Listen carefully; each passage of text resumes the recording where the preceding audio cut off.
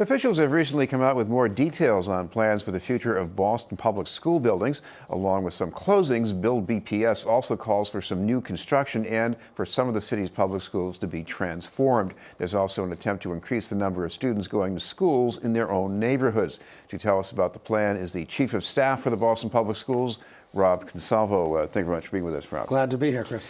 Over the years, we often hear about excess capacity, but this is one plan where more lately we've been hearing about a shortage of schools. So, I mean, what do you have in mind here? So this plan is the first true master plan in 40 years in the city of Boston.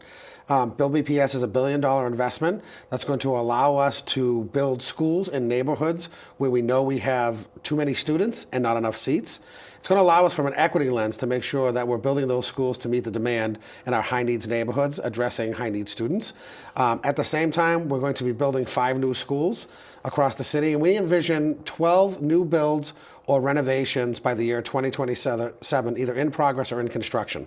Well, one challenge is you have a lot of students in East Boston, not enough seats. A lot of them have to go to school in Charlestown. What does your plan do about that? So we agree that we have the scenario where we know we have too many students and not enough seats, East Boston being one of those neighborhoods. So we'll look to build an elementary school in East Boston as well.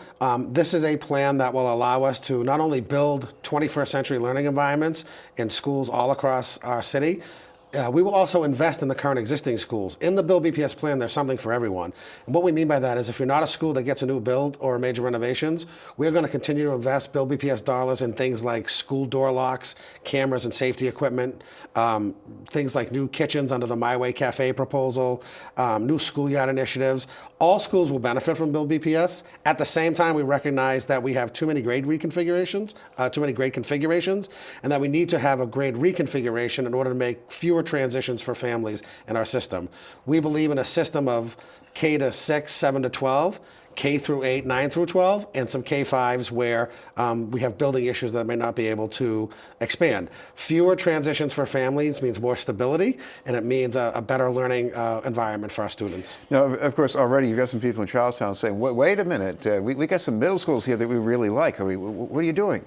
Well, so we're working with all of our school communities to see and to really truly listen to the concerns of what teachers and parents and students are saying. We know that we've proposed the closure of the West Roxbury Educational Complex due to serious critical facility issues out there, really a facility emergency. Yet we've heard from students, teachers, parents, school leaders, and we've pivoted in terms of our latest presentation to the school committee, talked about we will work to keep the rising seniors together from both schools so those rising seniors can graduate as a cohort and have their final experience. With the McCormick Middle School, which is one of the first schools we're phasing out under the middle school reconfiguration plan, we've also heard from students, teachers, faculty, and parents. And we said at our last school committee meeting that we would work with them to try to understand how we might be able to still close the McCormick Middle School. When it's closed, renovate it into a brand new 7 through 12 high school. But how do we then incorporate the McCormick students and teachers and programming in a partnership with another school who may take over that school? I make those 2 points to say that in those cases we heard loud and clear from parents and families and students as part of our engagement process. It's been a true engagement process where we've been to countless meetings since October 17th, listening to community members and stakeholders. And those 2 sort of small pivots at both of the plans for both of these schools show that we are truly listening to the feedback we are hearing. So we'll continue to engage families all across the city as we continue to look at things like 5 new schools built in our high needs neighborhoods where we know we have too many students and not enough seats.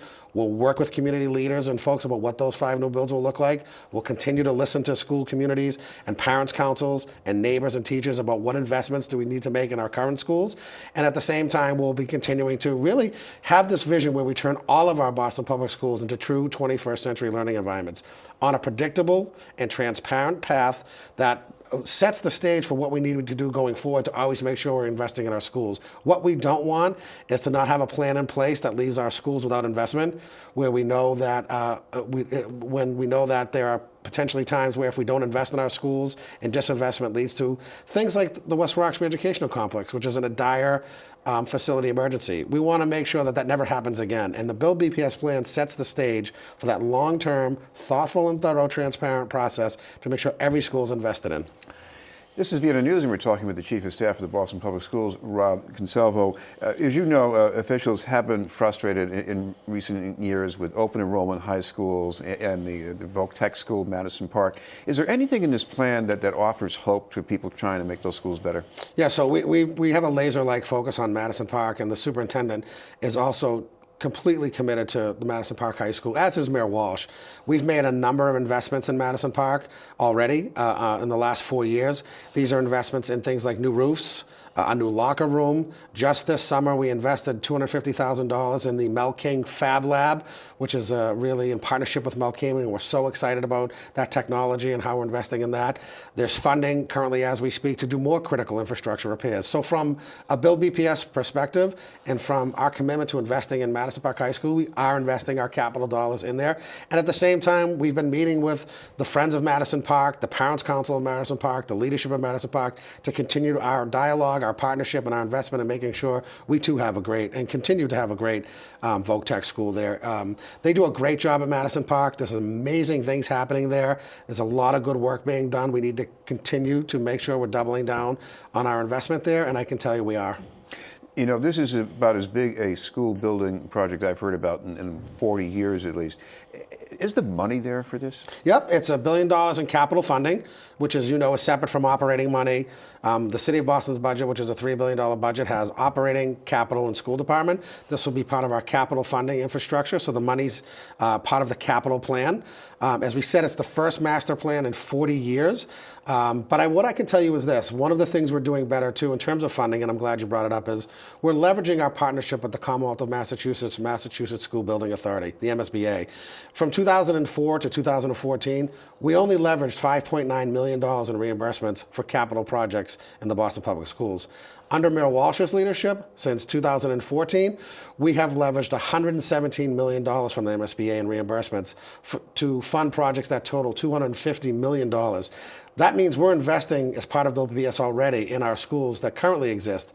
These are projects like roofs, heating systems, new boilers, windows, things that protect the buildings now to make sure they never get into a critical stage. We currently have 5 projects around the city, geographically dispersed around the city, that are out of design and going into construction. And we now have 7 more school projects in all different neighborhoods of our city that will be out of design and hopefully in construction by 2020. That's utilizing our state partner, utilizing that reimbursement money to make sure that we're investing in all of our schools. We do that now, and we set the stage for stronger schools in the future. Thank you very much for being with us. All right, thank you. Rob Consalvo from the Boston Public Schools. In a moment, I'll look at student needs for transportation, but first, his message.